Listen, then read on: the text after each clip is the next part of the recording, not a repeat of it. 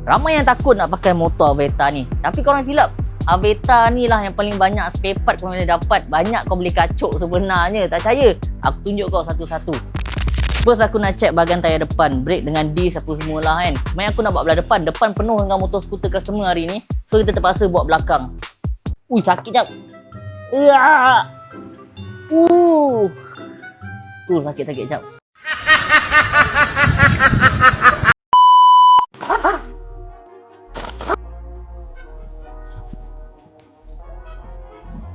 Untuk brake pad depan brake pad depan ni, ini memang brake pad kebanyakan untuk motor Yamaha ni. Okey. Untuk brake pad depan ni kalau kau perasan, aku buka sama dengan apa? Motor LC 4 speed. Boleh nampak Dia kita ukur. Alright. Memang sama. So brake pad depan ni pakai LC 4 speed. Brake pad depan dia. So senang dapat. Tapi yang pakai Aveta 260 ni untung sebab apa? Disc depan ni sama dengan NVAC. Yamaha NVAC 155. So disc depan ni kau boleh main make up, tukar yang besar, tukar yang bercorak apa semua. Sebab banyak pilihan. Dekat market dah harga pun murah. Tak sama macam motor skuter yang lain. Tak ada pilihan nak make up depan.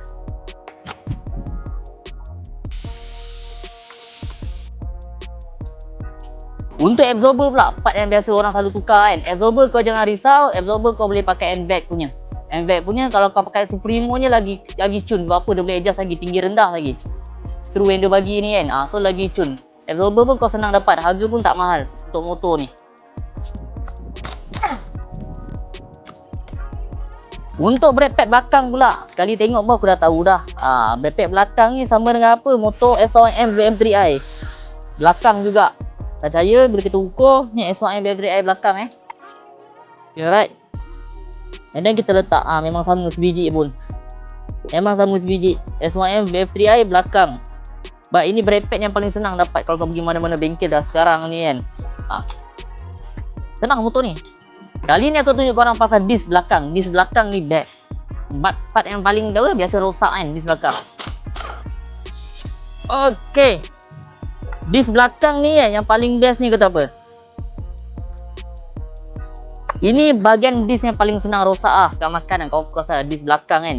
Tempat brake yang paling banyak korang pakai kan. Disc belakang dia sama dengan motor RS Tech. Memang sama lubang. Cuma bezakannya dia tak ada plate ABS. So plate ABS ni kau kena tambah yang jual asing tu. Yang jual yang berapa sen harga RM5 tak sampai.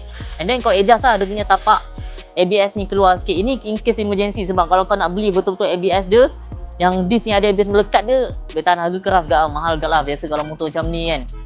Tapi kalau bab tayar, jangan risau. Sebabkan bab tayar depan belakang dia saya 14. Saya 14 ni kau pergi mana-mana bengkel senang je dapat. Sebenarnya motor Aveta ni ramai tak tahu. Motor Aveta ni company Malaysia. And then pemasangan dia dekat Malaysia. Tu ramai tak tahulah kan. Untuk motor Aveta ni sebenarnya. Untuk bateri, last video ada ramai yang tanya. Motor ni pakai bateri apa kan? Okey. Bateri dia pakai bateri dia memang besar. Aku pun terkejut. Dia pakai YTX 9. YTX 9 12 volt 8Ah untuk bateri ni kan. So kalau macam datang kat bengkel aku, kalau cakap orang emergency kau nak pakai yang bateri S1M YTX 7A yang 12V 7Ah pun boleh. Tak ada masalah pun sebenarnya.